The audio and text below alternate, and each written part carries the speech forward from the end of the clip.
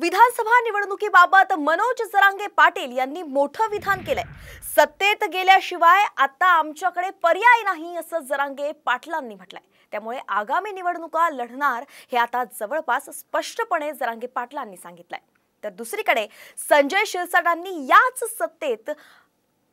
शिरसाटांनी म्हटलंय की सत्तेत या मग समजेल काय असतं। तर आमच्या पुढे दुसरा पर्याय काय आरक्षण घेण्यासाठी? तर आमच्या पुढे एकच पर्याय आहे की त्या सत्तेत गेल्याशिवाय पर्याय नाही, गोरगरिबांना देणारा बनविल्याशिवाय पर्याय नाही।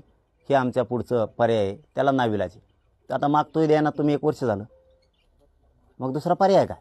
त्यामुळे आम्हाला नाव ठेवायचं नाही की तुम्ही राजकारणाकडे गेलात, आम्हाला पर्याय नाही आहे। सत्ता हे एक मार्ग आहे। सत्तेमध्ये आल्यानंतर आपल्याला एखादा निर्णय घेण्यासाठी काय करावं लागतं याची जाणीवसुद्धा होते आणि अडचणी किती येतात याची कल्पनासुद्धा येते। म्हणून मला तरी वाटतं की सत्तेमध्ये आलंच पाहिजे। सत्तेमध्ये या, सामील व्हा आणि सत्ता राबवताना किंवा सत्ता चालवताना किती अडचणी येतात त्या अडचणीचा डोंगर पार करून एखादा जर निर्णय घ्यायचा असेल तर काय त्रास सहन करावा लागतो याची सुद्धा जाणीव होईल आणि मला वाटतं ही आनंदाची गोष्ट आहे। आम्ही त्यांचं वेलकम करतो।